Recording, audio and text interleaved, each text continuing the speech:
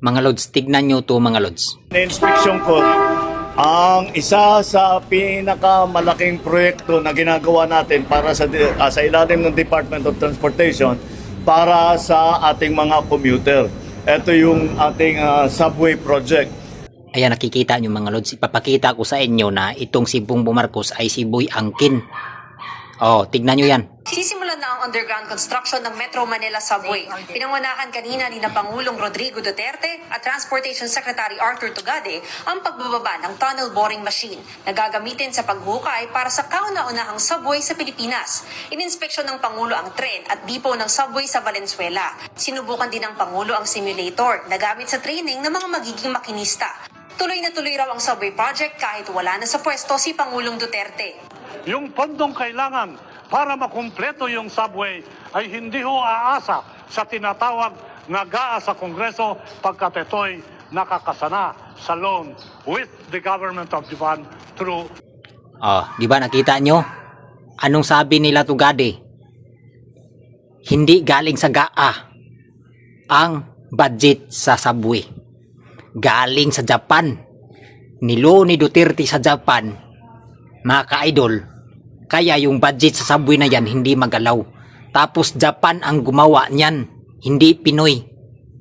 Kasi nakakontrak sa Japan. Kaya hindi magalaw, kaya nagpapatuloy hanggang ngayon. Ito mga Lods, sasabihin ko sa inyo bakit inangkin niya ni Bongbong Marcos. Kasi ito kasi yan mga Lods, tignan nyo yan. Balak na namang umutang ng pamahalaan. Nakaambang umutang ang Pilipinas ng halos 2.7 trillion pesos para mapunan ang fiscal deficit na 1.6 trillion pesos para sa budget sa susunod na taon. Because kulang ang ating revenues para matugunan yung nasa budget natin. Again, yung utang na yan will make sure na makakarating. O ayan mga Lods, nakita nyo yan? Di ba ang nautang ni Bongbong Marcos, malapit na siya mag 20 trilyon. Ha? Malapit na siya mag 20 trilyon kung isama natin ang 26 budget na nangutang naman sila ng 2.7 trilyon. Mga ka-idol, pagbaba ni Duterte, mga ka-idol, nakita nyo naman yan, oh. Sa pinakahuling tala ng Bureau of the Treasury, umabot sa 12.79 trillion pesos ang national government debt.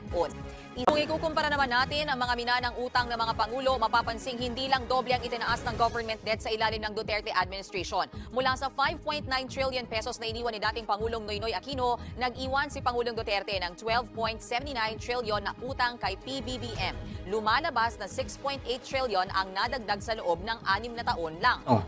Pagbaba ni Duterte, palagayin lang natin kasi malapit mag 13 trillion pagbaba ni Duterte. Oh, 13 trillion. 13, 14, 15, 16, 17, 18, 19. Malapit siya mag 20. Mga ka-idol, kumbaga ang nautang ni Bongbong Marcos mga ka-idol sa nalagpasanan niya si Duterte na 6.8 trillion ang ka-Duterte. Nalagpasanan niya si Duterte. Pero wala siyang nagawang legacy project kaya nangangkin siya para hindi hanapin natin to ang nautang niya. Di ba mga ka-idol? Kaya puro siya angkin. Yang subway na yan, kasama yan sa nautang ni Duterte. Hindi yan kasama sa nautang ni Bongbong Marcos. Mga ka-idol ha? Kaya nagbuy angkin to. Kasi baka hanapin natin ang nautang niya na sobrang laki na walang pandemic. Ha? Mga ka-idol? Nalagpasan na niya si Duterte sa 6 years ni Duterte nga nautang ni Duterte at sa 4 years ni Bongbong Marcos kung isama natin ang nautang nila para sa 26 budget na 2.7 trillion. Mga ka-idol, nalagpasan na niya si Duterte.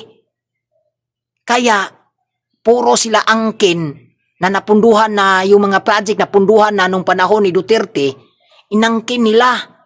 Yang napunduhan sa panahon ni Duterte, yung mga project na punduhan ng panahon ni Duterte, kasama yan dito sa nautang ni Duterte na 6.8 trillion. Kaya si Bongbong Marcos sa nautang niya, wala siyang legacy project dyan kasi nilagay niya si Martin Romualdez na pagka-speaker eh. Kaya daming nakawan eh. Di ba mga ka-idol? Comment kayo, mga hunghang kayo, mga Marcos loyalist kayo.